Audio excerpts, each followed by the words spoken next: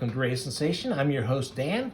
And on this episode, I am going to be talking about Shaky Kane's The Man from Maybe. Now, this one's written by Jordan Thomas. A lot of times, Shaky Kane works with an author, I'm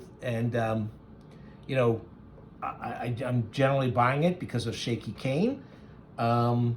And sometimes the books are not as fantastic as I'd like, and Shaky does enough work with different people that he does plenty that I do like. Now, the man from Maybe is like a post-apocalyptic spaghetti western sci-fi thing.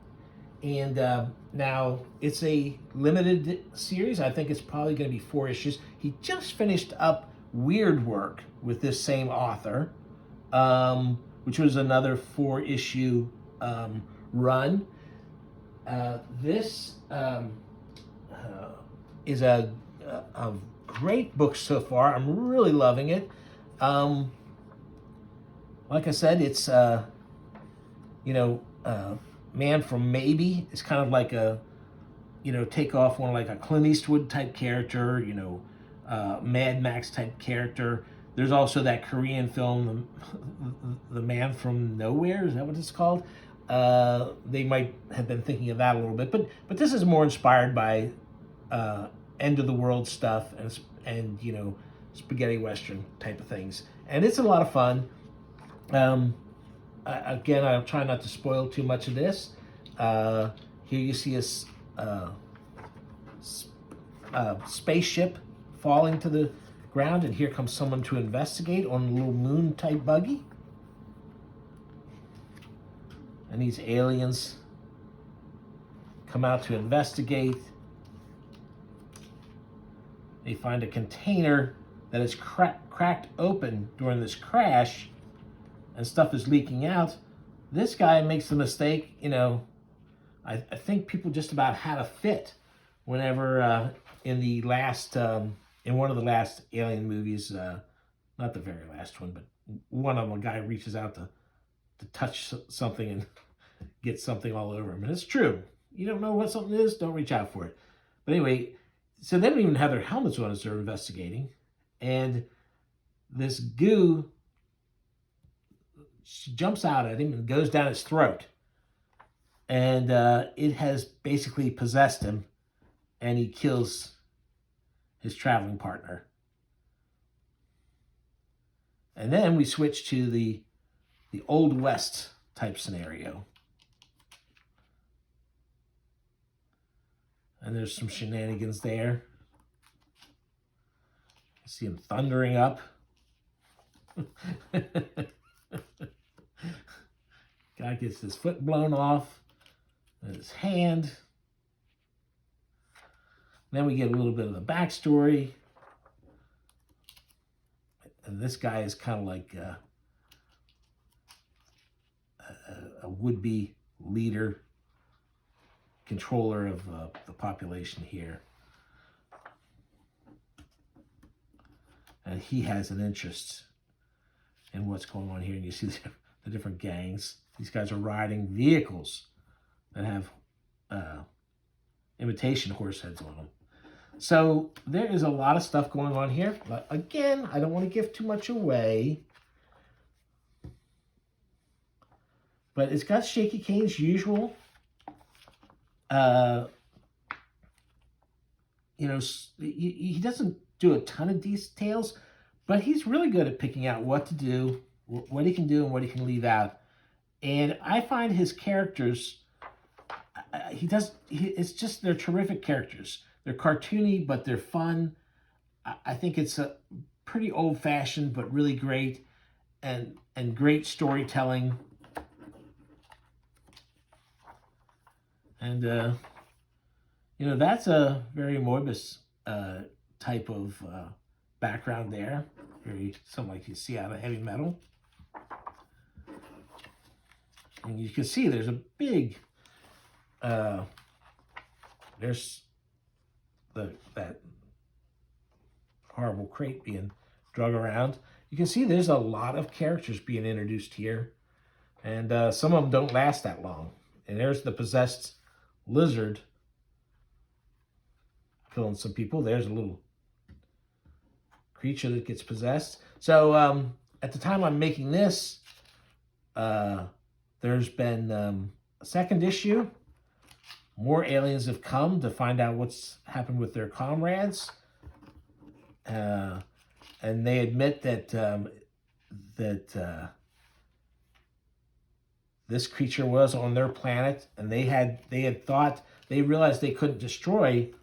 Like this is just a vessel for the stuff, the possession stuff, and they packed it up in here, and now it's kind of their fault. They feel like that it got out on this planet, so they've come to try and destroy it.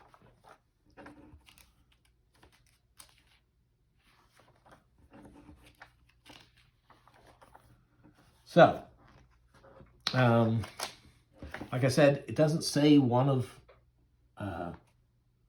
4 or whatever, but I think it'll probably be a 4-issue series like the last one. And as long as I'm talking about Shaky Kane, I'd like to point out I'm not sure how many of you were familiar with the All Time Comics series. There were 2.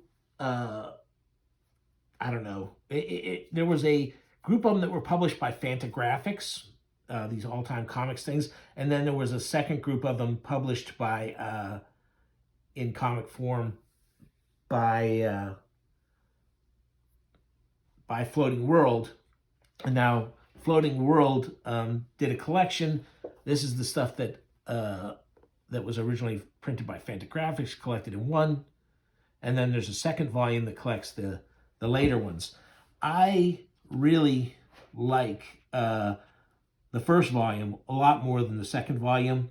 It's retro comics with a pretty twisted kind of feel to it. They are, it's not as meta as, a lot of the deconstruction kind of things of the old comics. It has a lot more fun with it. Again, it's got a lot of creators I like doing work here. Josh Beyer, we've got Herb Trimp, we've got Ben Mara. There's just a ton of people here. Noah Van Shiver does some great work in it. Just a lot of good stuff. I can't go into it all. But this is a terrific book. I highly recommend it for people who want a wild, over-the-top version of kind of traditional comics. I mean, there's some really great stuff in here. And if you got the comics themselves, they had fake ads for stuff. And so they have the fake ads, they have the back covers, they have the alternate covers. All that stuff is collected in the back of the book. And it's definitely a terrific package. And so why am I mentioning this? Because you didn't hear me talking about Shaky Kane. Well, this is not in either of those 2 collections, but this is the Crime Destroyer, who is one of the characters from the All Time Comics group. And as far as I know, this is the last thing that was published for the All Time Comic stuff. And it's got some great art by Shaky Kane, and the story, which is Jason T. Miles. Get that out there.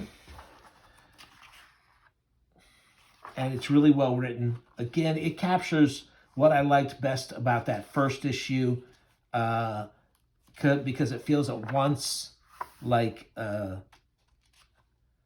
older style title with modern sensibilities, but it works both ways.